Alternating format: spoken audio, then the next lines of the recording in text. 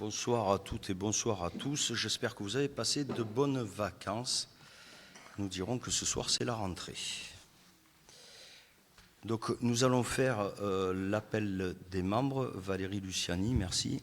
Bonsoir à toutes et à tous. Monsieur Moutet, Monsieur Cabri, Madame Martedu, Monsieur Domas, Madame Leroy, Monsieur Côté-Moine, Madame Effession, Monsieur Landa, Madame Samazan donne procuration à Madame Gauthier, Monsieur Richard, Madame Quenet, Madame Buffon, Monsieur Albérigo, Monsieur Dumay, Madame Blatcher-Graffin donne procuration à Monsieur Côté-Moine, Monsieur Michel, Madame Gauthier, Monsieur Kopp, moi-même, Monsieur Delvallée, Monsieur Déon, Madame Saint-Tête donne procuration à Monsieur Cabri, Madame Papa donne procuration à Madame Martedu, Monsieur Lupi, Madame Ferrard donne procuration à Monsieur Lupi, Monsieur Papazian donne procuration à Monsieur Prior, Madame Glaguirardi, Monsieur Prior, Monsieur Malfato, Madame Ambrogio, Madame Legon, Monsieur Chable et Monsieur Basile. Merci. Nomination de secrétaire de séance, je vous propose Valérie Luciani. Y a-t-il d'autres propositions? Qui est pour? Unanimité, je vous en remercie.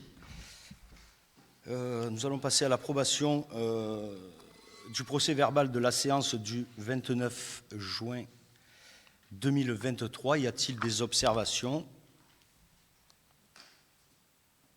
Non. On va passer au vote. Qui est pour? Unanimité, je vous en remercie. Madame Luciani, les décisions du maire. 23-18. Demande d'aide financière à la région au titre du dispositif Nos communes d'abord dans le cadre de la réhabilitation du bâtiment de l'Oustao Pertuti. 23-19. Demande d'aide financière au département dans le cadre de la réalisation du marché public global de performance, MPGP. 23-20, demande d'aide financière au département dans le cadre de la restructuration du complexe sportif Paul Roquefort. 23-21, demande d'aide financière au département dans le cadre de la requalification des espaces publics du centre-ville. 23-24, modification de l'article 4 de la régie de recettes groupées affaires scolaires, école de musique, jeunesse et sport. 23-25, demande d'une aide financière à la région Sud dans le cadre du dispositif aide aux communes pour les forces de l'ordre pour l'acquisition de matériel informatique, de la vidéosurveillance pour la police municipale. Merci. Tout le monde a... Monsieur Chable. Oui. Est-ce que, une bonne fois pour toutes, on peut enlever ce nom absolument horrible de région sud de tous les documents? Je sais que ça vous fait rire, mais c'est la même chose que si on appelait la ville l'A57 Cuers. Il y a une région, c'est la région Provence-Alpes-Côte d'Azur. Et ce qui est quand même dingue, c'est que ce soit un fils de Normand et de Breton qui soit obligé de rappeler à des gens qui sont nés ici qu'ici, c'est pas Sud-PACA, c'est Provence-Alpes-Côte d'Azur. Donc je suis vraiment désolé, c'est décidé en Conseil d'État. On n'a pas à rajouter un nom commercial créé sur les volontés du président de région. Donc c'est soit on l'appelle la région, soit la région Provence-Alpes-Côte d'Azur, ou PACA pour ceux qui veulent utiliser l'acronyme. Mais région Sud, c'est une marque commerciale, monsieur le maire. Si on peut juste, dans tous les prochains documents, enlever ça, ce serait mais vraiment génial. Voilà, merci.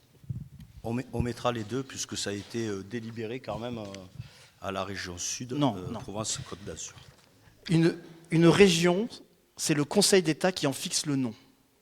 Et que je sache, en date d'aujourd'hui, c'est région Provence-Alpes-Côte d'Azur. Je veux dire, on ne peut pas changer comme ça le nom d'une région, même si c'est une volonté commerciale, dans un but touristique. Je vous retrouverai les textes, monsieur Mais, Chable. mais vous retrouvez tous les... J'ai fait 6 ans à la région. J'ai suivi ce dossier du début à la fin. Donc il n'y a pas de région sud, il y a une région Provence, Alpes, Côte d'Azur. Merci. Allez, première délibération. Augmentation des actions des administrateurs et directeurs généraux délégués de la SPL SAGEP et approbation de la modification des statuts. J'expose que la société publique SAGEP souhaite effectuer une augmentation du capital par rapport en numéraire par la création de 1500 actions nouvelles. Il est précisé que l'augmentation par rapport en numéraire précédera l'incorporation des réserves au capital afin de maintenir dans un premier temps le coût de l'action. Concomitamment, il convient de modifier les statuts de la SPL SAGEP pour augmenter le nombre d'administrateurs de 15 à 18, intégrer une cohérence entre les limites d'âge avec un seuil fixé à 80 ans pour toute gouvernance et augmenter le nombre de directeurs généraux délégués de 2 à 5. La commune de Cuers étant actionnaire de la SPL SAGEM, à hauteur de 6,7% et détenant à ce titre un poste d'administrateur au sein de la SAGEP, décidément, il convient de proposer au conseil municipal de donner son accord pour l'augmentation du capital et la modification des statuts de la SPL SAGEP, comme ci-dessous exposé. Il est proposé au conseil municipal d'approuver l'augmentation par apport en numéraire du capital par l'apport de 1500 actions nouvelles, d'approuver la modification des statuts de la SPL pour augmenter le nombre d'administrateurs de 15 à 18 du seuil de l'âge de 80 ans pour toute gouvernance et le nombre de directeurs généraux délégués de 2 à 5. Y a-t-il des questions? Non. Qui s'abstient? Qui est contre? Qui est pour? Merci. Autorisation de signature d'une convention de mise à disposition du local de l'Office du tourisme passé avec la communauté de communes Méditerranée Porte des Morts. Madame Gauthier, pardon. Bonsoir.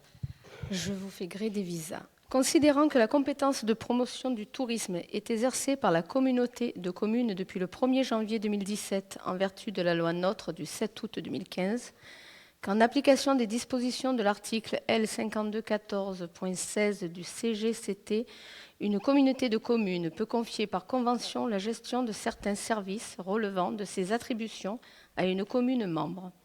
Que ce mécanisme de convention de gestion entre la communauté de communes et la ville de Cuers a pris fin en date du 30 avril 2023.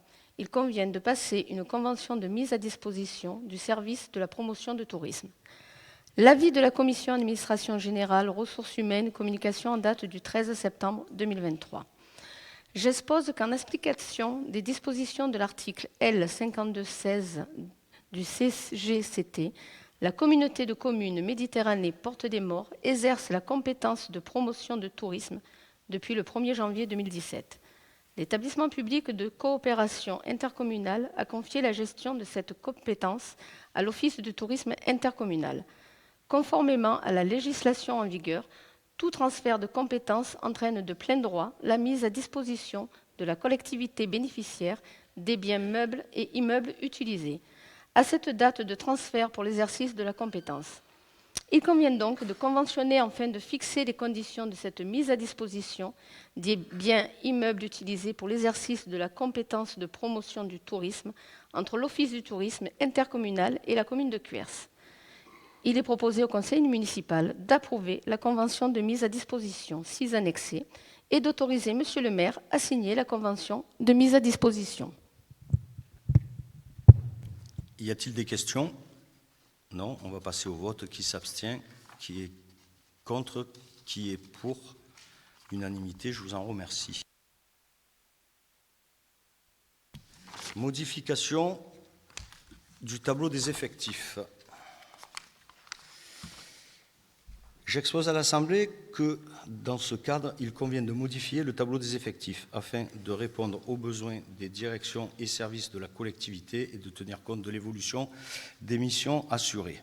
afin de permettre la nomination des agents inscrits au tableau d'avancement de grade établi pour l'année 2023, afin de permettre la nomination des agents inscrits sur la liste d'aptitude établie en 2023 par le CDG 83 au titre de la promotion interne.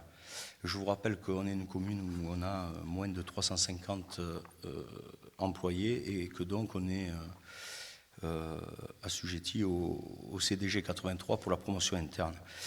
Donc, il est proposé au conseil municipal d'autoriser la modification du tableau des effectifs par la création de 2 postes de brigadier chef principal à temps complet catégorie C, un poste d'agent de maîtrise à temps complet catégorie C, un poste d'assistant de conservation principal première classe à temps complet catégorie B. Il est dit que les crédits nécessaires sont inscrits au chapitre 12, charges de personnel, au budget communal 2023.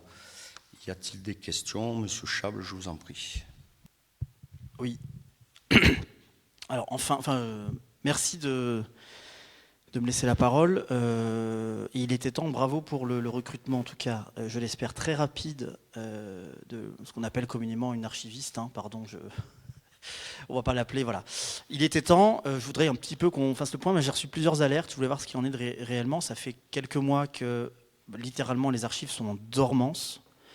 Je voulais voir un petit peu quel était vraiment l'état des archives, parce que la personne qui va arriver aura beaucoup de travail en retard, parce que le travail d'archives, c'est compliqué. QRC a une vieille tradition d'archivage, pas forcément de présentation de ses archives, mais d'archivage, avec Monsieur Long notamment, parce que les anciens connaissent toute cette histoire. Et c'est, il me semble d'ailleurs, la municipalité Guigou, qui avait, au tournant de ce siècle, mis en place les archives. Parce que c'était le chef-lieu de canton, il me semble. Donc, enfin, moi je voudrais un petit peu voir, j'ai reçu plusieurs alertes sur, qu'importe la demande, effectivement les gens ils attendent, même si c'est pas beaucoup, mais les archives c'est un bien public, c'est un trésor public, on se doit d'en prendre soin. Je vois qu'aujourd'hui, eh bien vous y palliez. Alors la question c'est, est-ce qu'il y a des linéaires abîmés, est-ce qu'il y a du stockage qui a été abîmé, est-ce qu'il y a des choses à revoir? Là aujourd'hui, est-ce que nos archives sont bien en sécurité? Il n'y a pas de travaux particuliers? Et quand est-ce que les gens pourront enfin refaire des demandes pour y accéder? Voilà, merci. Donc oui, les archives sont fermées depuis quelque temps maintenant, puisque l'ancien archiviste a rencontré quelques problèmes, malheureusement, de santé.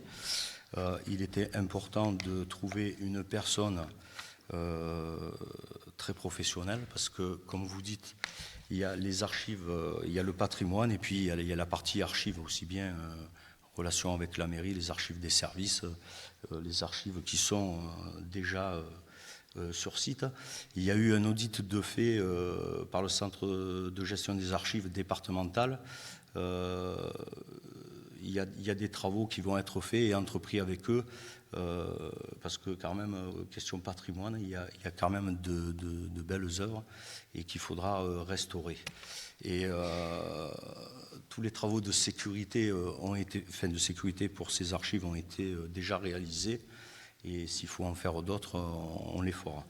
La personne qui va venir arrive, je pense, avant la fin de l'année, puisqu'elle a un délai de 3 mois. C'est une personne qui nous a paru, maintenant après il faudra voir, mais très très compétente, qui a l'habitude. On lui a expliqué quand même la situation pour pas qu'elle arrive dans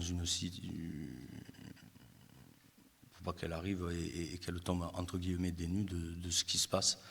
On lui a tout expliqué de A à Z, on n'a rien caché.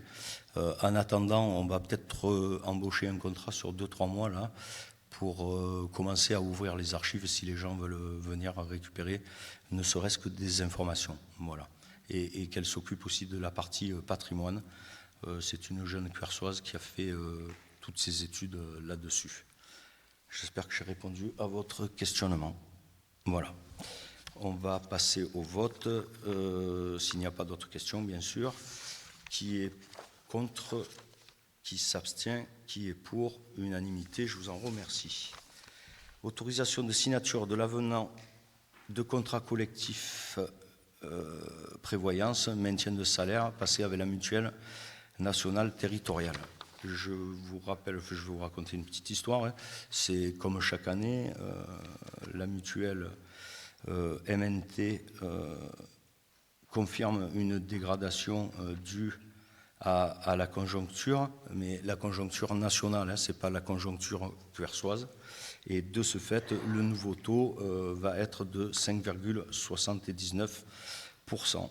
Donc il est proposé au conseil municipal d'autoriser Monsieur le maire a signé l'avenant de contrat de prévoyance collective maintien de salaire à effet au 1er janvier 2024 afin de procéder à la modification du taux de cotisation fixé à 5,79%, d'autoriser Monsieur le maire à signer tout document nécessaire à la mise en œuvre de cet avenant. Pour information, à titre d'information, ça concerne 16 fonctionnaires de la commune. Voilà. Y a-t-il des questions ? Non, on va passer au vote. Qui s'abstient? Qui est contre? Qui est pour? Unanimité, je vous en remercie. Madame Efestion, demande d'affectation du produit financier provenant du traitement des résidus métalliques des crémations. Bonsoir. Donc, de nouvelles mesures relatives à la réglementation funéraire sont venues préciser et organiser le régime financier du retraitement des résidus métalliques issus des opérations de crémation. Le produit financier généré par cette opération ne peut être destiné qu'aux deux engagements suivants. Le financement de la prise en charge des obsèques des personnes dépourvues de ressources suffisantes, le don à une association d'intérêt général ou à une fondation reconnue d'utilité publique. Plus précisément, les dispositions précitées prévoient que dans la seconde hypothèse, le don ne pourra être effectué qu'auprès d'une association ou d'une fondation figurant sur une liste établie par l'organe délibérant de l'autorité délégante après consultation du délégataire dans le cas d'un crématorium exploité en délégation de service public. Chaque année, la commune est sollicitée pour financer tout ou partie des obsèques de personnes dépourvues de ressources suffisantes. Il est donc envisagé de privilégier en premier lieu cette prise en charge. Dans l'hypothèse où ce financement laisserait subsister un reliquat disponible au titre des produits de retraitement des résidus métalliques, la collectivité souhaite soutenir les actions caritatives sur le territoire communal. À ce titre, en supplément des fondations du groupe Funecap abritées par la Fondation de France, les associations suivantes sont envisagées comme bénéficiaires. L'ADAPI VAR Méditerranée, qui œuvre en faveur de l'inclusion des personnes en situation de handicap. L'antenne cuersoise des Restos du Cœur, Relais du Cœur, qui a pour but d'aider et d'apporter une assistance aux personnes démunies, notamment dans le domaine alimentaire. L'association locale des donneurs de sang de Cuers, qui contribue aux soins des patients atteints de maladies chroniques, de maladies génétiques, de cancers, victimes d'accidents graves, qui ont besoin d'une transfusion sanguine ou d'une greffe. Les parties conviennent de se rencontrer tous les ans afin de déterminer ensemble l'assiette de répartition des produits du retraitement des métaux tels qu'ils figurent dans les comptes de la société délégataire. Je propose donc au conseil municipal d'autoriser l'affectation prioritaire des produits de retraitement des résidus métalliques issus des crémations au financement de la prise en charge des obsèques des personnes dépourvues de ressources suffisantes, d'inscrire les fondations Funecap et Roc Éclair, toutes deux abritées par la Fondation de France, ainsi que les associations d'intérêt général, l'ADAPI VAR Méditerranée, l'antenne cuersoise des Restos du Cœur, Relais du Cœur et l'association locale des donneurs de sang, sur la liste des fondations associations autorisées à recevoir les dons liés aux produits financiers provenant du retraitement des résidus métalliques issus de la crémation dans le cadre de la DSP relative à la gestion et l'exploitation du crématorium de Cuers par la société Funecap Sud-Est. D'autoriser Monsieur le maire à signer toute pièce utile à la mise en œuvre de la présente délibération. Si je peux rajouter quelque chose, donc vous avez vu que le fléchage, c'est-à-dire la DPI Méditerranée, l'antenne cuersoise Resto du Cœur, logiquement ça part au national et on s'est mis en relation avec toutes ces associations afin que ce qui leur sera attribué revienne bien à nos antennes cuersoises. C'était important que ça ne profite pas au niveau national mais au niveau de Cuers. Voilà. Y a-t-il des questions? Non. On va passer au vote. Qui s'abstient? Qui est contre? Qui est pour? Unanimité. Je vous remercie pour ces associations. Allez, exonération de la taxe foncière sur les propriétés bâties. Monsieur Cabri. Bonsoir. Cette délibération expose 2 exonérations de la taxe foncière bâtie, à savoir la limitation de l'exonération des 2 ans en faveur des constructions nouvelles à usage d'habitation et deuxièmement l'exonération en faveur des logements achevés avant le 1er janvier 1989 ayant fait l'objet de dépenses d'équipement destinées à l'économie d'énergie.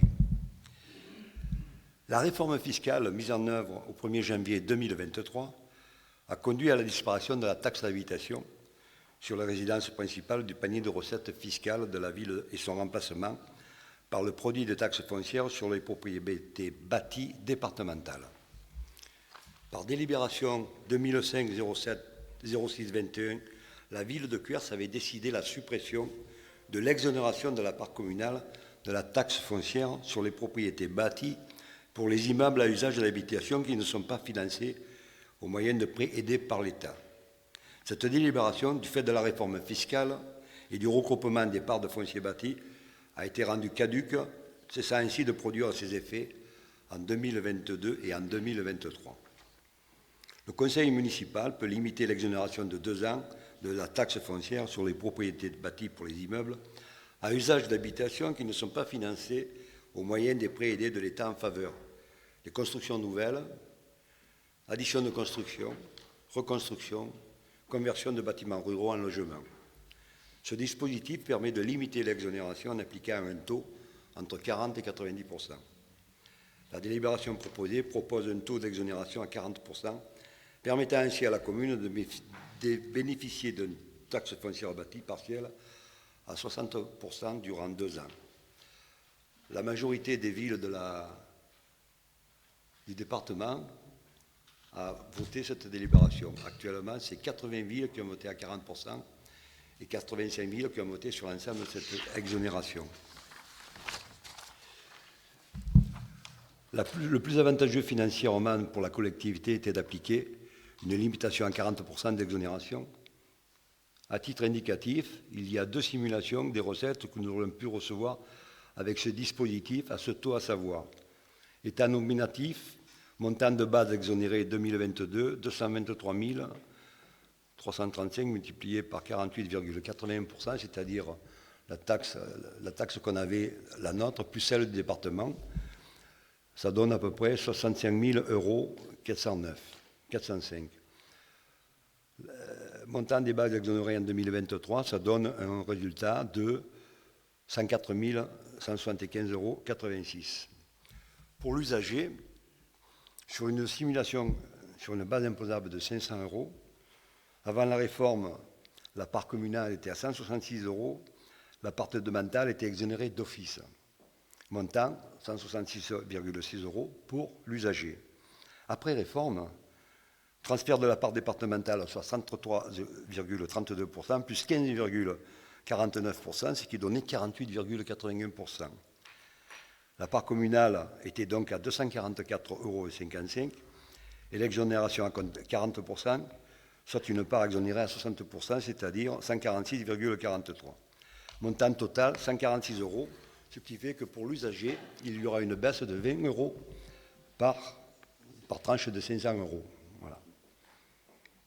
À titre indicatif, pour ce qui concerne, je vous demande donc par rapport à cette partie-là, il est proposé au conseil municipal de décider la limitation d'exonération de 2 ans de la taxe foncière sur les propriétés bâties en faveur des constructions nouvelles, addition de construction, reconstruction et conversion des bâtiments ruraux en logement à 40% de la base imposable en ce qui concerne les immeubles à usage de l'habitation qui ne sont pas financés au moyen des prêts aidés de l'État prévus à l'article L301-1 et 301-6 du Code de la construction et de l'habitation et du prêt conventionné. Ça, c'est la première partie. Y a-t-il des questions? Alors, y a-t-il des questions? Non. On vote? Allez, qui s'abstient? Qui est contre? Qui est pour? Unanimité, merci. L'autre partie, c'est l'exonération. Donc, dans ce contexte économique difficile et d'un territoire durable, M. le maire et son équipe sont soucieux de pouvoir faire bénéficier à une majorité de leurs administrés de dispositifs supplémentaires leur permettant ainsi de mieux vivre à Cuers. Dans cet esprit, il est proposé au conseil municipal de décider une nouvelle exonération temporaire de taxes foncières de 3 ans en faveur des économies d'énergie. Le conseil municipal peut accorder une exonération à concurrence d'un taux de 50% ou de 100% de la taxe foncière sur les propriétés bâties pour une durée de 3 ans si vous réalisez des économies d'énergie. Pour cela, le logement doit avoir été achevé avant le 1er janvier 1989. Le montant des dépenses d'équipement destinées aux économies d'énergie et au développement durable doit être supérieur à un montant de 10 000 euros par logement au cours de l'année précédant la première année d'application de l'exonération et 15 000 euros par logement dans le cas où les dépenses ont été réglées au cours des 3 années précédant l'année d'application. Jusqu'à présent, il n'y a pas eu d'exonération. Il est proposé donc au Conseil de retenir un taux d'exonération pour la première fois de 50%. Voilà. Ce qu'on peut dire aussi, c'est que quand on travaillera sur le péage, ça pourra s'appliquer. Voilà, donc, il est proposé au conseil municipal de décider d'exonérer les taxes foncières sur les propriétés bâties pour une durée de 3 ans, les logements achevés avant le 1er janvier 1989 qui ont fait l'objet de dépenses destinées à l'économie d'énergie. De fixer le taux à 50%. Cette décision doit être prise avant le 1er octobre 2023 pour être applicable à compter du 1er janvier 2024. Voilà. Merci, M. Cabri. Y a-t-il des questions? Non. Moi, je rajouterais juste que, alors je m'avance un petit peu, mais bon, ça n'a pas été encore délibéré avec MPM, mais je peux vous dire que sur l'année prochaine, je parle bien du taux, parce que si on parle de la base, c'est la partie État. Je vous rappelle que les augmentations qu'on a subies cette année sur notre taxe foncière est due à l'augmentation de l'État. Le département, la commune, la communauté de communes n'ont pas augmenté leur taux. Et par contre, quand vous regardez ligne à ligne, vous avez tout qui a augmenté. Mais entre guillemets, c'est normal, puisque je crois que l'augmentation est quand même de 7% de la base, la partie État. Sur ce, l'année prochaine, nous aurons une baisse de la taxe d'ordures ménagères sur notre envie d'imposition. Voilà. C'est une demande faite depuis que nous sommes élus sur la communauté des communes, puisqu'on est l'une des communes où on a le taux le plus élevé. Donc l'année prochaine, il y aura une baisse sur la taxe d'ordures ménagères. Y a-t-il des questions? Sur le taux, parce que voilà, on est toujours pareil, la base, le taux, etc. Monsieur... Non, le taux de taxe d'ordures ménagères. Le taux... Oui, pardon, j'ai compris 4%. Oui, les 14%. Ouais.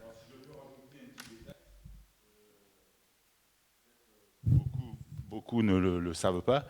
J'ai eu l'occasion de visiter le site avec les cadres de Pisorno. Et au niveau tonnage, on est plus bas que la Londe, Bormes et le Lavandou.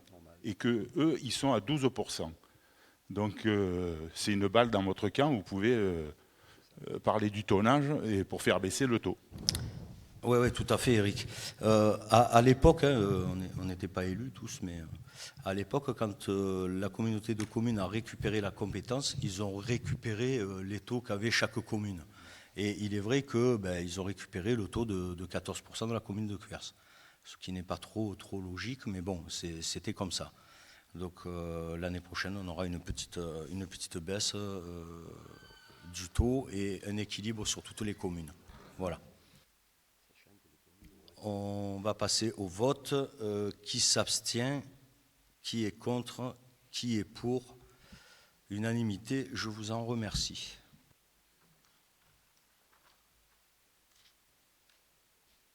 Toujours M. Cabri, décision modificative numéro 2 du budget ville 2023.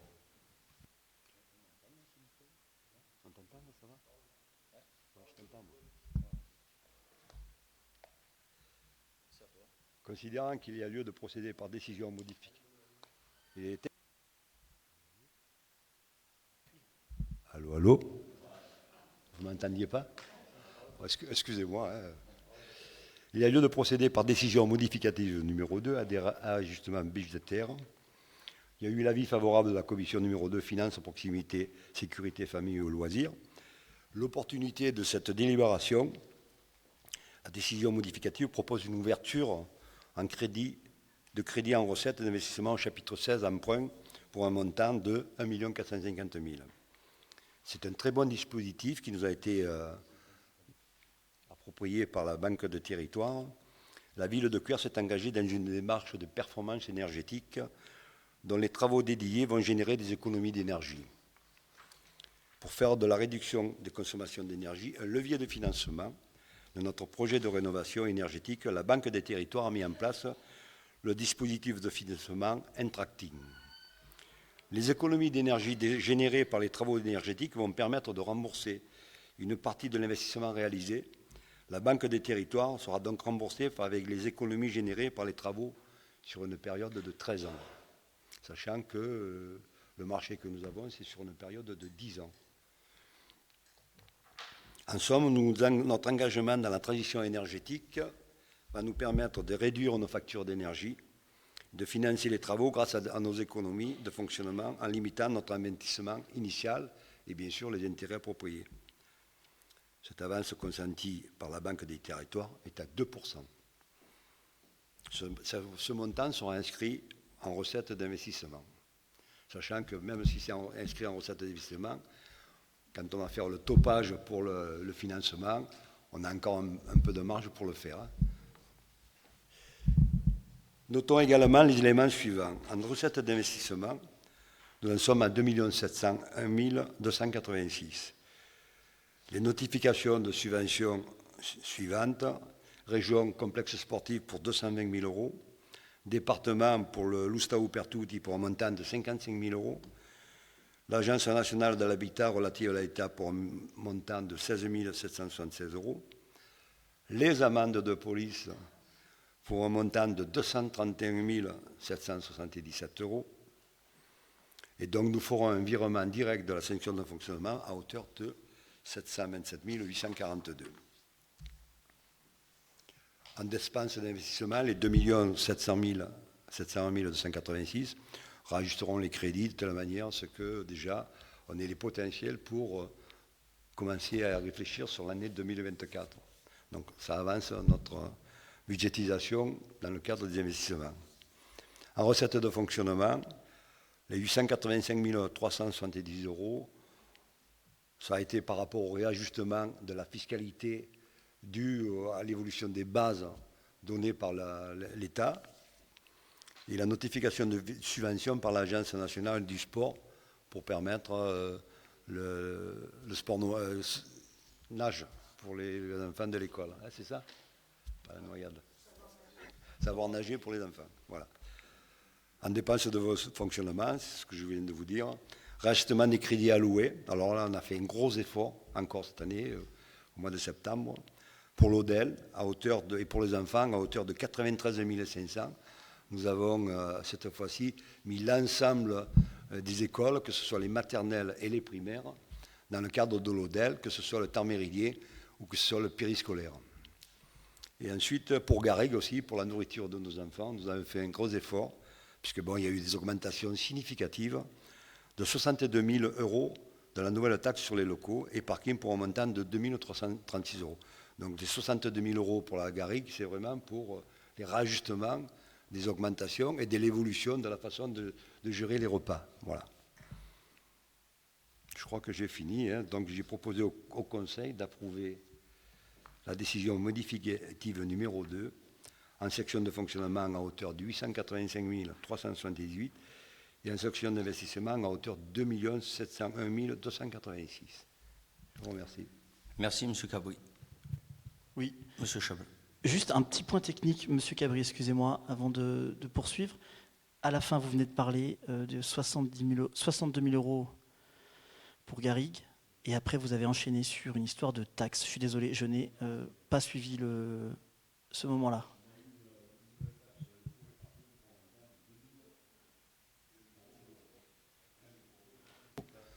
On a eu une taxe sur les locaux et parkings pour un montant de 2036 euros. J'ai confondu les deux, la taxe pour la ligne nouvelle. Ouais. Non, c'est pas ça. Non, la nouvelle taxe. Non, mais voilà, j'ai Ça confondu rien à le voir. garrigue et la taxe. Bon.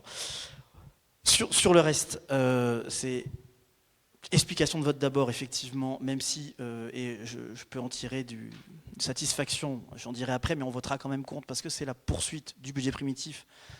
Et par logique, effectivement, on a voté contre le budget primitif, on votera contre l'ADM. Je note quand même que depuis 2 ans, je dis qu'on ne finira pas le mandat avec le mur d'investissement que nous avons sans emprunter. Alors au début, vous étiez très confiant, et puis finalement, au dernier conseil, j'avais cru entrevoir un petit doute sur on est en train d'y réfléchir. Je vois que vous y réfléchissez, vous le faites et vous le faites bien. Très bien. J'avais dit qu'effectivement, le risque, c'est que dans 2024, en 2025, au moment où on doit emprunter, on ne sait pas quelles sont les conditions de taux, donc vous réglez cette question-là. On reprend un prêt de 1 450 000 après s'être désendetté de 3 millions. Jusque-là, on est d'accord. Donc, je suis satisfait parce qu'effectivement, l'analyse, on la partage. Pour boucler le chantier Jean Jaurès et s'appuyer uniquement sur les excédents, on emprunte en amont à des bonnes conditions pour éviter d'avoir le faire après, il n'y a pas de souci. Moins satisfait par contre sur la progression des subventions. Je l'avais dit que ce serait toujours un peu compliqué. On en prend un peu, ça reste quand même en retrait. Ça fait 3 ans, je crois, qu'on a un refus de DETR décile, dont 2 ans sur Jean Jaurès. Ça fait la 3e année, je crois, qu'on n'a pas la DETR pour Jean Jaurès. J'ai vu qu'en début de conseil, il y avait pas mal de demandes de subventions. J'espère qu'elles aboutiront. Je vous enjoins à continuer à persévérer.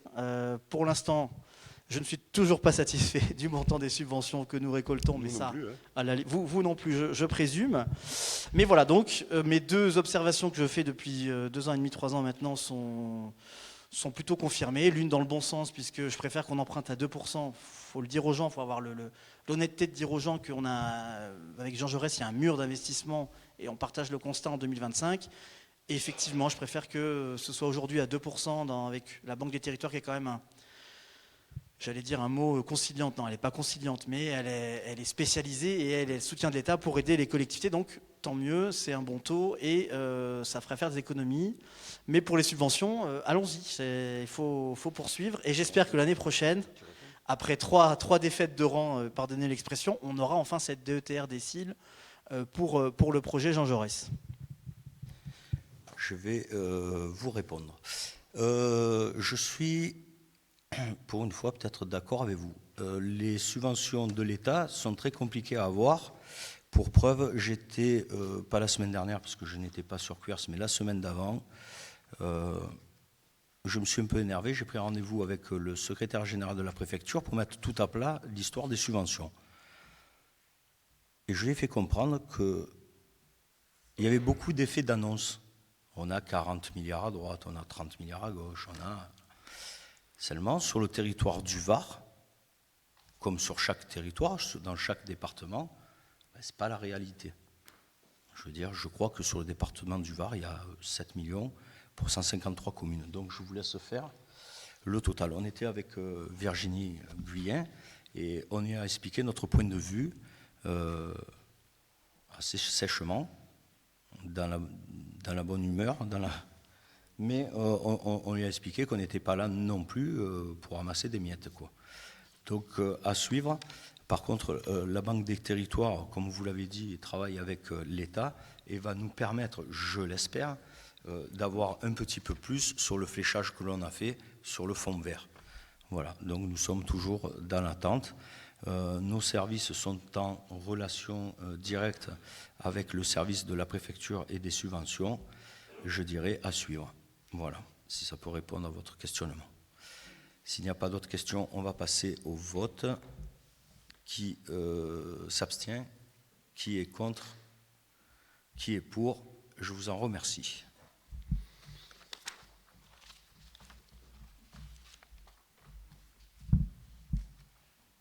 Monsieur Patrick Côté-Moine, approbation de la modification du règlement intérieur de la bibliothèque portant sur la mention de la tarification de l'inscription. Alors, considérant que les objectifs de la bibliothèque municipale sont de contribuer au loisir, à l'éducation, à la culture, à l'information, à la documentation de la population, je vous rappelle que c'est toujours 12 € pour obtenir une carte et 12 € à l'année pour avoir accès à tous les livres de la bibliothèque. Donc n'hésitez pas, il y a encore de la place. Considérant que l'ambition de la ville de Cuers, c'est de poursuivre la constitution des fonds de la bibliothèque jusqu'au seuil symbolique recommandé par le ministère de la Culture, autant de documents à proposer que d'habitants de la commune, et ensuite d'assurer le renouvellement de ces collections eu égard à l'usure ou l'obsolescence des documents, que la commission finances, proximité, sécurité, famille, loisirs a été constituée en date du 14 septembre 2023. J'expose que suite au déploiement de la solution portail famille, il est proposé de modifier le règlement intérieur de la structure afin d'intégrer les nouvelles modalités de gestion des inscriptions et de paiement de l'adhésion annuelle. On pourra payer par Internet, c'est aussi un guichet qui se trouve à la police municipale tous les matins de 8h à midi. Je propose donc au conseil municipal d'approuver la modification du règlement intérieur de la bibliothèque et d'autoriser monsieur le maire à signer tout document nécessaire à la mise en œuvre de cette délibération. Merci. Merci. Des questions? Non. Vous allez voir, les prochaines délibes, c'est un petit peu la même chose. Hein. Voilà. Donc, qui s'abstient? Qui est contre? Qui est pour? Unanimité. Je vous en remercie. Madame Denise Gauthier, approbation de la modification du règlement intérieur de la Maison des Seniors. Alors, considérant que dans l'intérêt des usagers, du personnel et du respect des règles d'hygiène et de sécurité, il convient de réglementer le fonctionnement de la Maison des Seniors et de fixer les mesures d'organisation générale de celle-ci, que la Commission des finances, proximité, sécurité, famille, loisirs a été consultée en date du 14 septembre 2023. Je vous expose qu'au bout de presque une année de vie et de plus de 180 adhérents, le règlement intérieur se doit d'être modifié afin d'intégrer les règles de vie collective et de facturation. Il convient donc de préciser les règles d'usage de consommation des boissons alcoolisées de catégorie 2 et de stipuler que cette consommation sera occasionnelle lors des événements festifs à la Maison des Seniors. La catégorie 2 rassemble les breuvages fermentés non distillés. Les modalités de facturation suite à la mise en place d'un nouveau portail famille et du logiciel de facturation associé. Ainsi, la régie des recettes groupées est élargie au service de la Maison des Seniors. Le règlement intérieur doit donc être modifié afin de prendre en compte ces nouvelles modalités d'organisation. Il est proposé d'approuver la modification du règlement intérieur de la Maison des Seniors. Je vous propose d'approuver la modification du règlement intérieur de la Maison des Seniors et d'autoriser le maire à signer tout document nécessaire à la mise en œuvre de cette délibération. Merci. Merci. Y a-t-il des questions?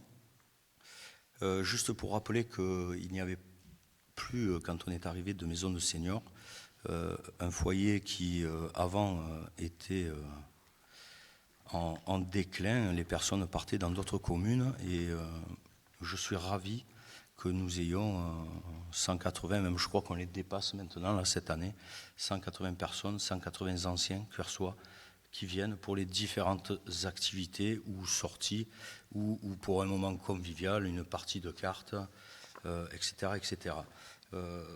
Donc ça me fait réellement plaisir et que nos seniors aussi s'impliquent. Donc c'est quand même... ça me fait plaisir. Voilà. Et je vous rappelle que le 2 octobre, c'est mon anniversaire. Non, mais c'est l'anniversaire, pardon, de la Maison des Seniors, donc un an d'ouverture. Voilà. Y a-t-il... Donc, il n'y a pas de questions, hein, si j'ai bien compris. On va passer au vote. Qui s'abstient? Qui est contre? Qui est pour? Unanimité. Je vous en remercie. Allez, la même histoire, Monsieur Jean-Claude Landa. Approbation de la modification du règlement intérieur de fonctionnement des activités multisports 8-12 ans. Oui, donc bonsoir. Donc voilà, alors j'expose qu'il convient d'approuver le nouveau règlement intérieur des activités multisports pour les 8-12 ans. En effet, les modalités d'inscription aux activités multisports pour les 8-12 ans ont été modifiées. Le certificat médical n'étant plus obligatoire jusqu'à l'âge de la majorité, il a été remplacé par l'attestation du questionnaire de santé. à la suite de la mise en place d'un nouveau logiciel de facturation. Des modifications ont été apportées concernant les modalités de paiement de ces activités. Alors, je propose au conseil municipal d'approuver les modifications du règlement intérieur des activités multisports pour les 8-12 ans et d'autoriser monsieur le maire à signer tout document nécessaire à la mise en œuvre de cette délibération. Merci, monsieur Landa. Y a-t-il des questions? Non. On va passer au vote. Qui s'abstient? Qui est contre? Qui est pour? Unanimité. Merci. Encore monsieur Landa, approbation de la modification du règlement intérieur des activités sportives adultes. Bon, c'est toujours dans le même... Donc voilà, donc j'expose qu'il convient d'approuver le nouveau règlement intérieur des activités sportives adultes. En effet, des modifications ont été apportées sur les modalités de paiement suite à la mise en place de nouveaux logiciels de facturation. Les conditions permettant un remboursement de la cotisation de ces activités sportives adultes ont été précisées.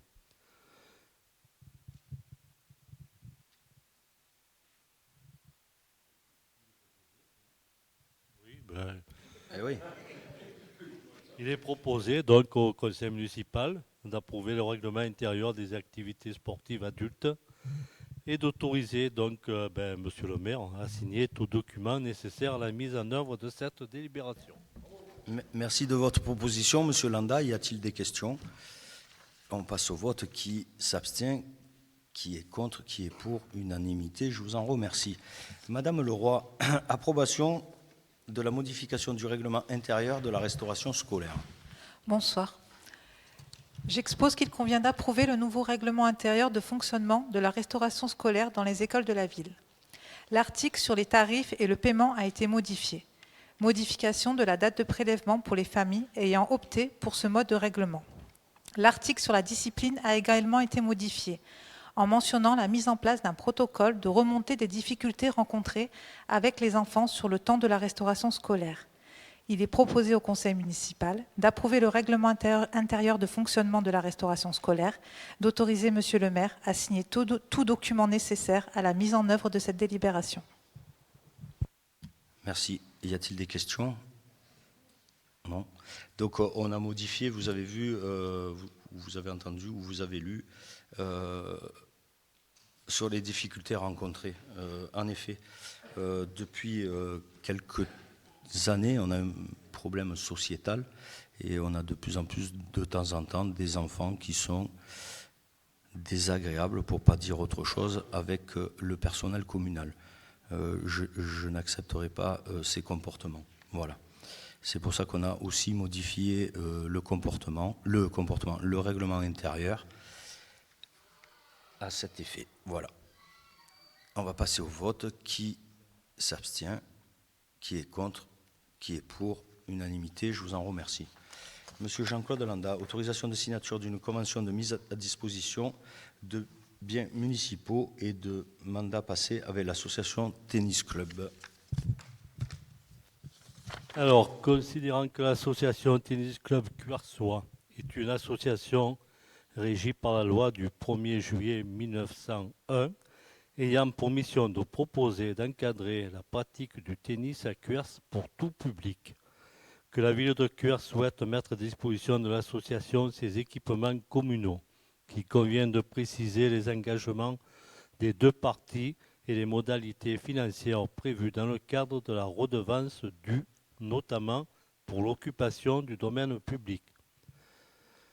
Que la commission Finances, Proximité, Sécurité, Famille et Loisirs a été consultée en date du 14 septembre 2023. Alors j'expose que les relations entre la ville de Cuers et l'association Tennis Club Cuersois s'inscrivent dans un partenariat caractérisé par le partage d'objectifs communs qui sont l'offre d'une formation éducative et sportive aux jeunes et la contribution à l'animation sportive locale. Pour ce faire, il convient de formaliser les objectifs poursuivis dans le cadre de ce partenariat entre l'association Tennis Club Cuersois et la ville de Cuers par le biais d'une convention de mise à disposition de biens municipaux. Afin de régulariser l'occupation pour l'année 2022-2023, il convient de signer la convention ci annexée.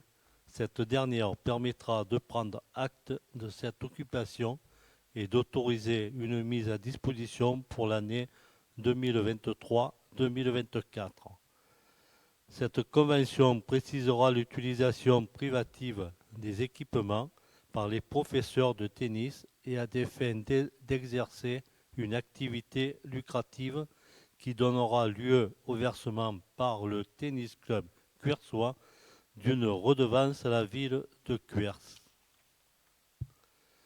Le montant de cette redevance est de 250 € par an et par professeur de tennis et de 150 € par an pour l'utilisation des cours de tennis par des pratiquants non adhérents au club.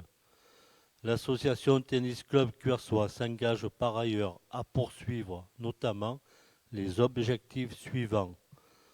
Offrir aux jeunes une formation éducative et sportive de qualité tout au long de l'année dans le respect des règles d'éthique du sport. Contribuer à l'animation locale en participant aux manifestations ponctuelles organisées par la ville.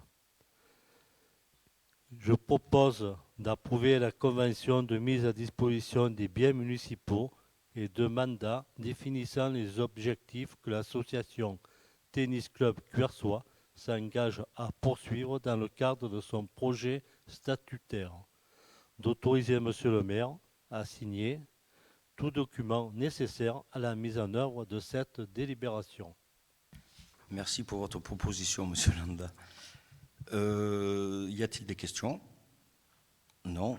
Alors, je vous rappelle que comme on s'y était engagé, cette année, il y a 2 cours de tennis qui ont été refaits entièrement. Et bien sûr, comme on s'y est engagé, en 2024, les 2 autres cours seront refaits entièrement aussi. On va passer au vote. Qui s'abstient? Qui est contre? Qui est pour? Unanimité. Madame Leroy, approbation des tarifs famille de la restauration scolaire municipale. J'expose que les prix de la restauration scolaire évoluent contractuellement chaque année.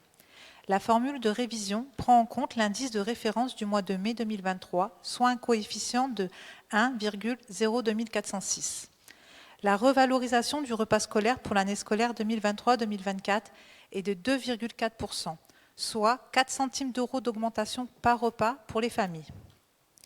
La commune a pour objectif une bonne gestion financière afin de proposer aux élèves une alimentation de qualité. Dans ce contexte inflationniste, la commune a décidé de prendre en charge la moitié de cette augmentation afin de ne pas faire supporter aux familles la totalité de la revalorisation tarifaire. Il est proposé au conseil municipal d'approuver la participation des familles au service de restauration scolaire municipale pour l'année scolaire 2023-2024 comme suit. 3,41 centimes d'euros TTC par repas pris à l'école maternelle, 3,60 centimes d'euros TTC par repas pris à l'école élémentaire. D'autoriser Monsieur le maire à signer tout document nécessaire à la mise en œuvre de cette délibération. Merci Madame Leroy. Y a-t-il des questions? Non, je vous en remercie. On va passer au vote. Qui s'abstient? Vous avez noté qui s'abstenait? Ouais. Qui s'abstient, donc c'est bon. Qui est contre? Qui est pour? Je vous en remercie. Madame Leroy, attribution d'une subvention exceptionnelle à la coopérative de l'école Jean Moulin élémentaire. J'expose que selon le Code de l'éducation, le savoir nager correspond à une maîtrise du milieu aquatique. Il reconnaît la compétence à nager en sécurité dans un établissement de bain ou un espace surveillé. Il ne doit pas être confondu avec les activités de la natation fixées par les programmes d'enseignement. Les élèves des écoles de Cuers n'ont pas accès aux piscines municipales de communes voisines, déjà saturées par leurs propres écoles, ainsi que les collèges et les lycées. Depuis plusieurs années, l'école Jean Moulin élémentaire tente d'accéder à un bassin ouvert afin de planifier des séances de natation en début et fin d'année scolaire sans résultat. Pour les raisons précédemment évoquées, l'école Jean Moulin élémentaire a opté pour une classe de découverte lui permettant d'accéder à un bassin pour 8 séances pendant un séjour de 5 jours à Saint-Raphaël du 22 au 26 mai 2023. Ce projet est financé en partie par la commune, la coopérative scolaire de l'école et les familles. Afin de pouvoir limiter la participation des familles, la commune, en collaboration avec l'école, a effectué une demande de subvention d'un montant de 2 564 € auprès du service départemental à la jeunesse, à l'engagement et au sport, dans le cadre de leur appel à projet Savoir nager. La commune a reçu le 8 juillet 2023 la notification d'attribution de la subvention. L'école Jean Moulin élémentaire ayant effectué l'avance de cette somme, il est proposé de reverser la subvention à la coopérative scolaire de l'école. Il est proposé au conseil municipal d'attribuer une subvention exceptionnelle à l'école élémentaire dans le cadre du reversement de la subvention perçue au titre du projet Savoir nager. Il est dit que les crédits sont prévus au chapitre 65, autres charges de gestion courante du budget 2023. Merci Madame Leroy. Y a-t-il des questions? On va passer au vote. Qui s'abstient? Qui est contre? Qui est pour? Ah, attendez, qui est contre? Qui est pour? Unanimité, merci. Autorisation de signature d'un protocole de mise à disposition des agents communaux.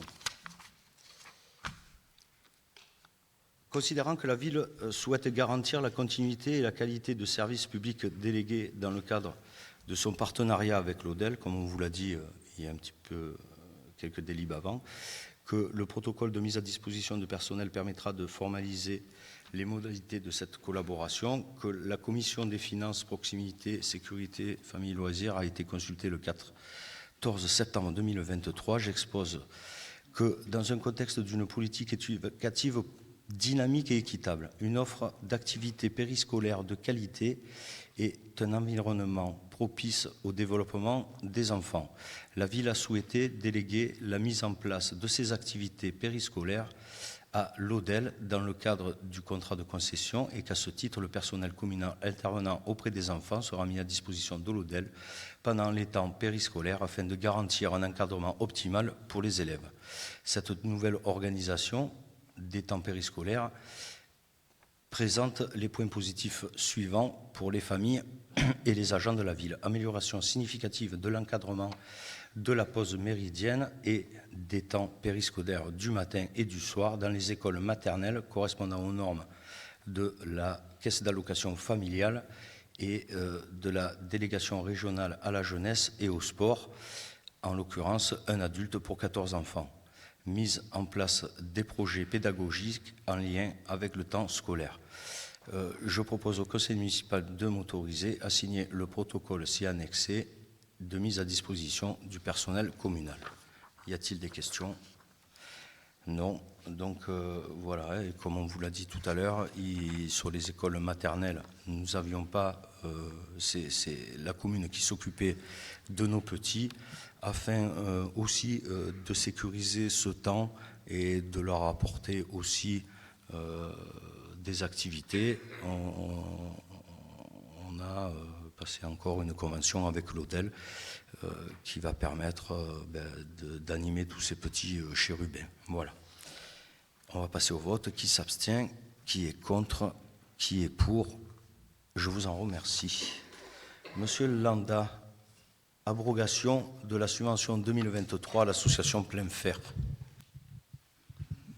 Alors, considérant que la ville de Cuers accompagne au quotidien les associations locales dans la réalisation de leurs projets via des aides indirectes, prêts de matériel et de salles, et directes subventions en soutien du fonctionnement général et d'actions spécifiques qui revêtent un caractère d'intérêt général, que l'association Plein Fer a transmis à la ville de Cuers un mail le 22/08/2023 indiquant que l'association ne souhaite pas percevoir la subvention votée au titre de l'année 2023, que la commission finances, proximité, sécurité, famille et loisirs a été consultée en date du 14 septembre 2023. J'expose que le service des associations de la ville de Cuers a été saisi par le mail le 22 août 2023 par le trésorier de l'association Plein Fer afin de demander à la ville de ne pas verser de subvention au titre de l'année 2023 au regard des changements récents au sein de l'administration de l'association.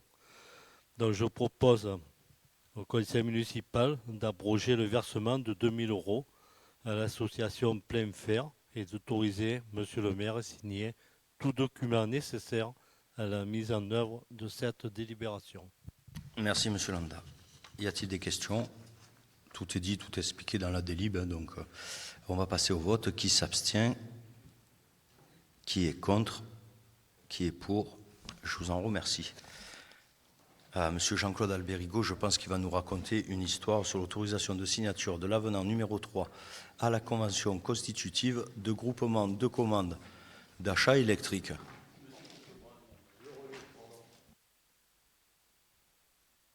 À 2 micros pour vous. Ouais, c'est beaucoup.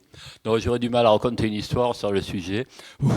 Vous êtes maintenant familier du fait que nous sommes adhérents comme à peu près, je crois, 138 communes du Var au Similec pour la gestion, les équipements, la maintenance en matière énergétique. Donc là, chaque fois que nous passons, qu'il y a une modification au Similec, l'ensemble des communes doivent passer la délibération dans le même terme. Pour aujourd'hui, donc, il s'agit de notre adhésion au groupement de commande d'achat d'électricité qui a été constitué suite à la fin des tarifs réglementés concernant l'électricité. Donc cette possibilité, ça nous permet de négocier ensemble avec l'ensemble des communes des tarifs et elle est étendue à l'ensemble des points de livraison de la commune des communes sur l'électricité. Donc là, je vous épargne les avenants 1 ou 2, c'est juste un rappel. Et l'avenant numéro 3 sur lequel porte la délibération, c'est le fait qu'adhère à ce groupement de commandes le conseil départemental du Var, qui a souhaité adhérer, qui jusqu'à présent n'était pas adhérent. Il devient adhérent, donc ça fait, on va dire, un renfort dans la négociation collective sur les achats d'électricité. Donc on n'a pas forcément à en pâtir, mais peut-être que nous en bénéficierons un jour, dans la mesure où c'est un partenaire important. Donc voilà, je propose donc d'approuver l'avenant numéro 3 à la convention constitutive du groupement de commande d'achat d'électricité, d'autoriser Monsieur le maire à signer l'avenant numéro 3 et de donner à Monsieur le maire tout pouvoir de prendre toute disposition et signer tout acte et tout document pour rendre effective cette décision.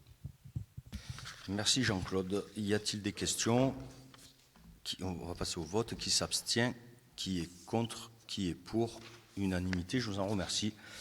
Acquisition de parcelles cadastrées AT numéro 49 et AY numéro 47 appartenant à la société Josect. Monsieur Domas. Bonsoir. Alors, considérant que Siogest est propriétaire des parcelles cadastrées section AT49, située Foin de Broquier, d'une surface de 33 mètres carrés, et AY47 d'une contenance de 271 mètres carrés, située au quartier Saint-Lazare, que la parcelle cadastrée AT49 est concernée par l'emplacement réservé numéro 26 inscrit au PLU, que la commission de développement et aménagement du territoire service technique a été consultée le 13 septembre. Après sollicitation de la commune à la société Siogest, représentée par M. Paul Sioni, cette société accepte de céder à la commune les parcelles cadastrées section AT49, située Foin de Broquier, d'une surface de 33 mètres carrés, et AY47, d'une contenance de 271 mètres carrés, située au quartier Saint-Lazare, à l'euro symbolique non recouvrable. Concernant la parcelle AT49, il s'agit du sol où est implantée la passerelle faisant la liaison entre le chemin des Guinguettes et le boulevard Gambetta. Concernant la parcelle AY47, cette emprise est un accotement situé au droit du ruisseau Saint-Lazare qui permettra de réaliser l'entretien du ruisseau, l'entretien futur du ruisseau. Il est indiqué que ces acquisitions se feront par acte administratif. Je propose donc au conseil municipal d'autoriser M. le maire à acquérir les parcelles cadastrées AT49 situées Foin de Broquier, d'une surface de 33 mètres carrés, et AY47 d'une contenance de 271 m², situé quartier Saint-Lazare, à l'euro symbolique non recouvrable. D'autoriser Monsieur le maire à faire signer tous les actes nécessaires à l'officialisation de cette acquisition, d'autoriser Monsieur le premier adjoint au maire de Cuers, légalement habilité à représenter la commune pour signer les actes administratifs en vertu des dispositions de l'article L. 1311-13 du Code général des collectivités territoriales. Il est dit que cette acquisition aura lieu par acte administratif, que tous les frais seront à la charge de la commune. Il est dit que les crédits nécessaires sont inscrits au chapitre 21, immobilisation corporelle du budget 2023. Alors pour la petite histoire, c'est que la passerelle qui est bien connue entre la Foire de Broquier et le boulevard Gambetta, Carrefour Market, ben, elle était si on peut imaginer le propos, elle était en trois parties. Hein, donc c'est bien qu'on essaye de régulariser d'abord cette partie avec la société Surgest, et on est en contact avec la personne où repose la passerelle sur Carrefour, pour qu'il nous cède le terrain aussi. Voilà, si toutefois il y a des questions. Monsieur Chable. Oui, si on peut juste revenir au deuxième plan cadastral, s'il vous plaît, ce sera le principal propos. Puisque pour la passerelle, aucun problème, hein, monsieur Domas, on en a discuté, aucun souci. Mais si je devais résumer là, ce que je vais dire, c'est chat échaudé craint l'eau. Parce qu'en fait, j'ai une confiance très relative dans les buts poursuivis et dans les mots écrits pour la parcelle AY47. Réaliser l'entretien du ruisseau. Alors, ok. Maintenant, quand on se rend sur place, en fait, il n'y a pas on facilite en rien l'entretien du ruisseau. Il est déjà parfaitement fait, c'est à bord de la route. L'autre côté est parfaitement fait, il n'y a pas de problématique. Ça, c'est la première chose qui me dérange un peu, parce que chaque année, tous les propriétaires reçoivent un courrier du syndicat mixte, ils ont l'habitude, ils passent pas. C'est vrai que ça faisait 2 ans qu'ils n'étaient pas passés, mais là, ils passent. Donc, je vois pas l'utilité publique de la chose. Donc, ça rajoute un petit peu de doute. Moi, je pourrais y croire si la politique de la mairie, c'était justement régulièrement de racheter toutes ces petites parcelles là qui sont le long, sauf que c'est la première parcelle de ce genre qu'on voit. Et aussi si, dans le cadre de la modification du PLU, on aurait pu inscrire en emplacement réservé, en fait non plus, même si je crois que c'est en cas de révision et pas en cas de modification. Néanmoins, je ne vois pas de volonté de la politique municipale de se saisir de problème. Alors c'est très bien si vous commencez à vous en saisir, mais quand je disais chat échaudé craint l'eau, c'est que quand rue Jean-François Siri, vous prenez une pinède, que vous la rasez alors dans un but louable, hein, maison multigénérationnelle, etc., mais que vous dites que c'est une reconversion d'espace boisé, je me dis que les mots ont un sens. C'est pas une reconversion, c'est on rase tout, on enlève tous les arbres et on fait des habitations. Donc quand vous dites que c'est pour entretenir régulièrement le ruisseau, j'ai des doutes parce que pour ma part, j'ai mis une hypothèse. C'est que, en fait, il y a 2 parcelles dont je veux parler, c'est la 214 et la 216 qui sont légèrement au-dessus de celle-là. Pour la 214, c'est un projet, on en avait discuté, il y avait eu une petite polémique il y a 2 ans sur une volonté de construire des immeubles, des logements sociaux, etc., qui ont été repoussés une première fois. Sur la 216, il y a un petit contentieux juridique encore actuel. Donc, quand je dis chat échaudé craint l'eau une 3e fois, c'est que je ne voudrais pas me retrouver à voter une délibération où il y a marqué on entretient juste le ruisseau, alors que je ne vois pas le but poursuivi est déjà fait. Pour que, ça c'est quasiment fait, pour que sur la 214, d'ici 1 an ou 2-3 ans, il y ait des habitations, parce que les locataires de la maison actuelle, on leur a demandé de partir, c'est bien pour faire des logements. Et qu'on se retrouve dans, quelques années plus tard, à se dire, la 216, une fois la purge du petit contentieux, elle est libre, mais elle est enclavée. Non, elle n'est pas enclavée. Elle n'est pas enclavée. Il y a la petite parcelle AY47 qui permet de faire une route. Oh, ça tombe bien. Voilà, donc, chat échaudé craint l'eau. Moi, devant tous ces doutes, devant le sens des mots qui, aujourd'hui, sont un petit peu quand même galvaudés ici, moi, je ne veux pas non plus aussi se retrouver dans la mesure où on facilite le raccordement par gravitaire plutôt que par pompe de relevage, puisqu'on ne peut pas passer par Amic. Sur la 214, faisons du gravitaire et passons par AY47. Je ne dis pas que c'est ce qui va se passer, je dis que moi j'ai des doutes aujourd'hui sur quand vous nous dites les choses et on peut parler des 30 mètres de retrait, etc. Ça laisse sur la 216, ça fait à peu près 3700 mètres carrés, ça laisse 2400 mètres carrés. Quand je vois les lots 205, 207, 208, 209, 210, 211, 212, je me dis qu'il y a quand même de la place pour continuer à faire des maisons. Donc, dans le doute, on s'abstient. On vote contre. Par contre, j'aurais une question. Est-ce qu'il est possible de notifier dans le PV, vous me dites oui ou non, qu'on vote, nous, séparément sur les deux parcelles? Pas de souci pour la parcelle avec la passerelle, il n'y a aucun problème. Par contre, je veux voter contre l'autre. Si ce n'est pas possible, je vote contre l'intégralité de la délibération. Si vous n'avez pas d'inconvénient à ce qu'on le marque dans le PV, je veux bien qu'on précise que la première parcelle, c'est oui, la deuxième, c'est contre. Dans le PV, on peut, mais sinon, on ne peut pas. La délib, elle est ainsi faite, on la vote entièrement. Bon, ben, on votera contre l'entièreté de la délibération. On le marquera dans le... Voilà, c'était un peu le sens de mes propos. Merci. Alors, concernant cette parcelle-là, AY47, elle n'est pas assez large déjà pour desservir une opération quelconque.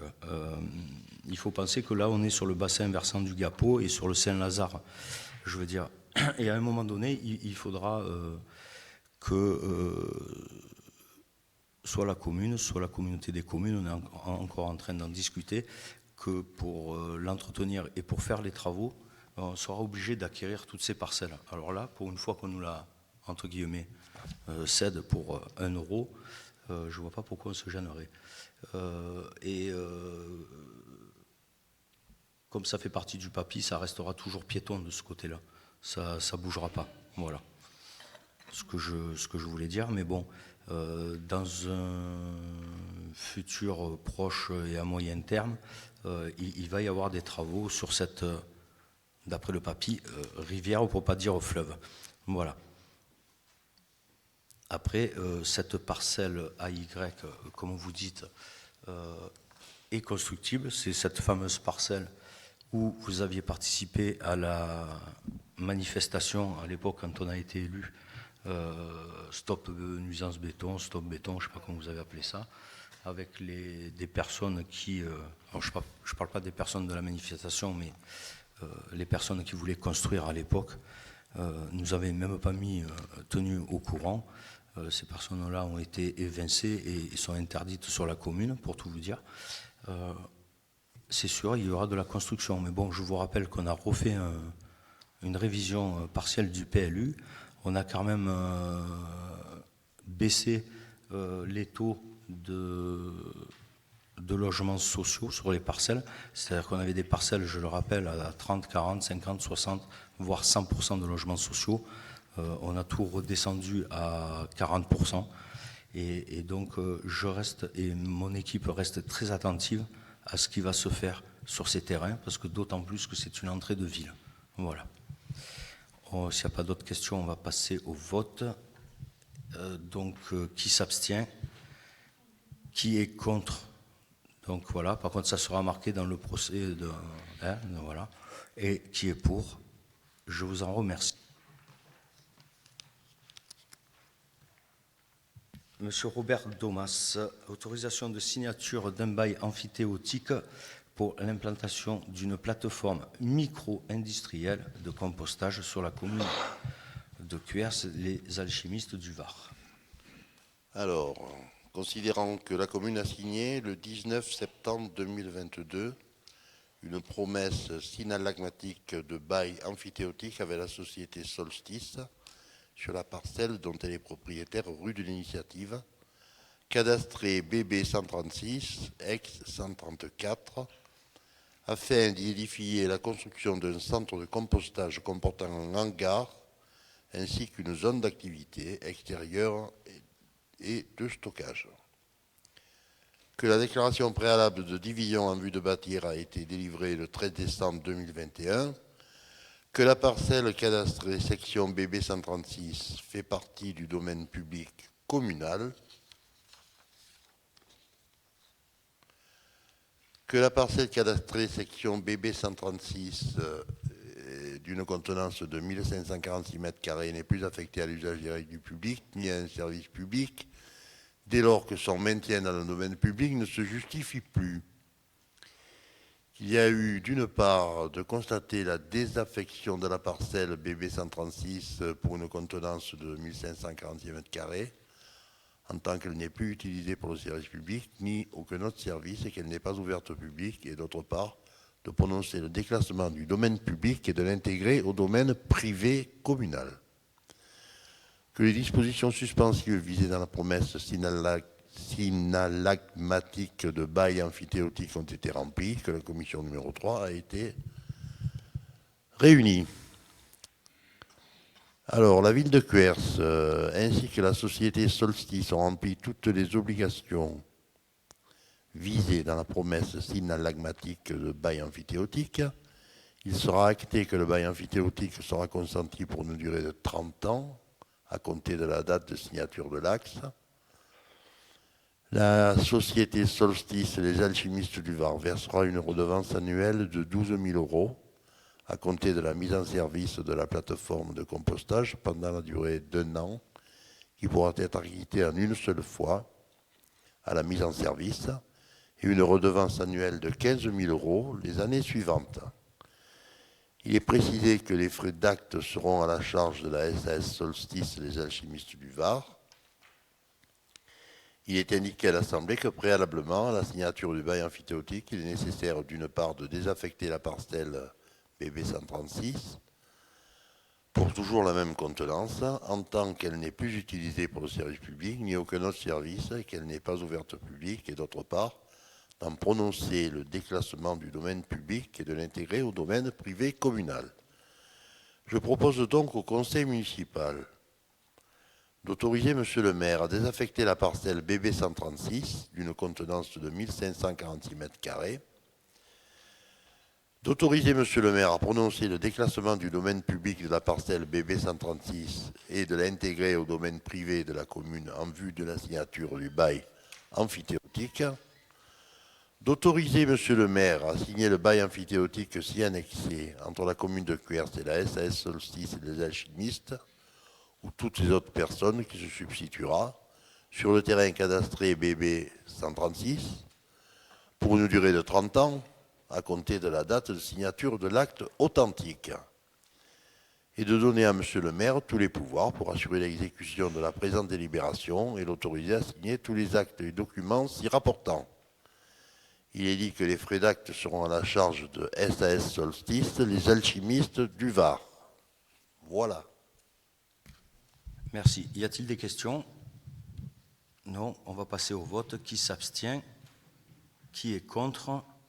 Qui est pour? Unanimité. Je vous en remercie.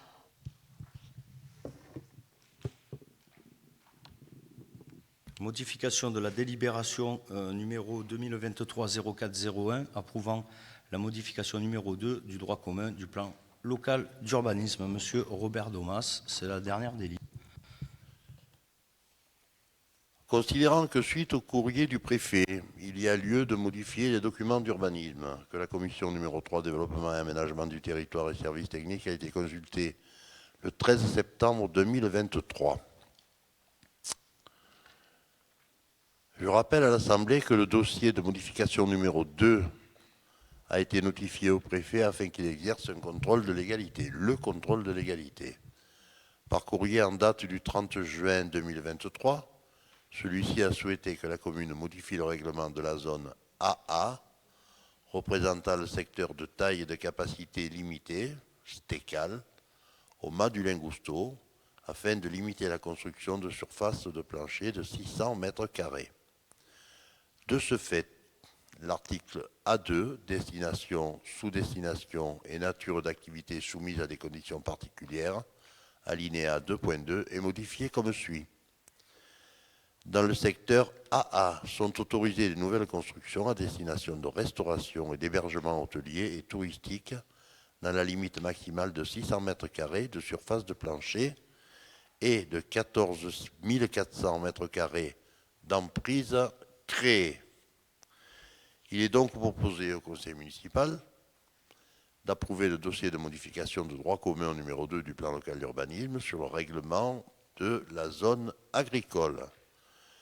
De préciser que cette délibération sera transmise à Monsieur le Préfet, Monsieur le Président du Conseil régional, Monsieur le Président du Conseil départemental du Var, Monsieur le Président de la Communauté des communes Méditerranée Porte des Morts, Monsieur le Président du SCOT Provence Méditerranée, Monsieur le Président de la Chambre de commerce et d'industrie, Madame la Présidente de la Chambre d'agriculture, Monsieur le Président de la Chambre des métiers, Monsieur le Président de l'Institut national des appellations d'origine, Monsieur le Président du Centre national de la propriété forestière, à Mesdames et Messieurs les maires des communes limitrophes, de préciser que le dossier de droit commun numéro 2 du PLU ainsi modifié est tenu à la disposition du public en mairie aux jours et heures habituels d'ouverture ainsi qu'à la préfecture. De préciser que la présente délibération fera l'objet d'un affichage en mairie pendant 1 mois. Mention de cet affichage est insérée en caractère apparent dans un journal diffusé dans le département et d'une publication de recueil des actes administratifs.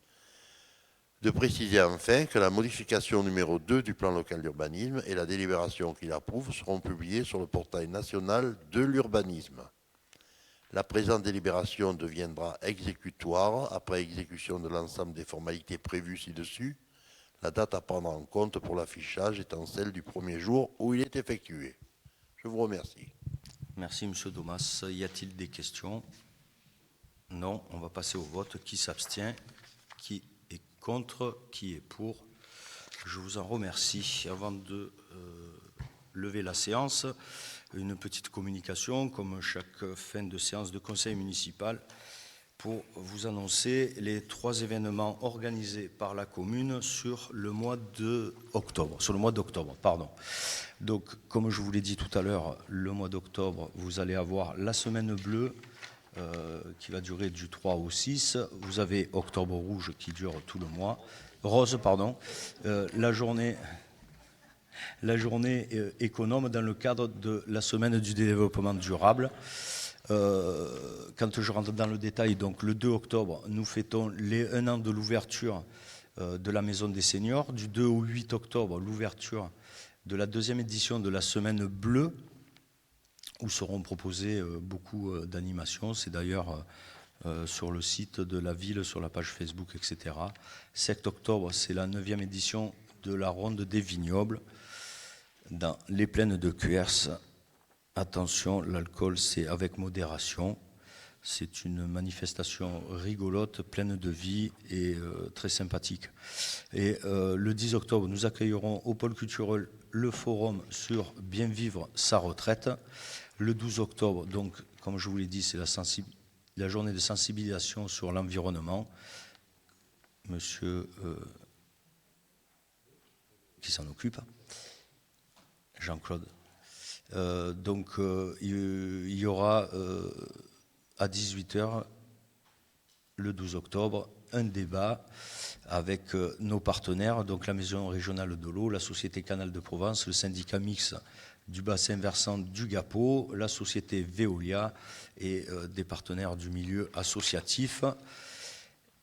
Le 13 octobre, une marche pour Octobre Rose, donc une marche solidaire dont le départ est prévu sur le parvis de l'hôtel de ville à 14h30. À 19h30, il y aura une pièce de théâtre, La vie n'est pas un conte de fées, et elle sera suivie bien sûr d'un débat avec les professionnels de la santé, et nous terminerons avec le spectacle des guerrières en guêpière le mercredi 18 octobre. Vous pouvez retrouver tout ce programme sur le site et le Facebook de la ville. Je vous remercie pour la bonne tenue des débats et je vous donne rendez-vous le 2 novembre pour le prochain conseil municipal. Merci à toutes, merci à tous. La séance est levée.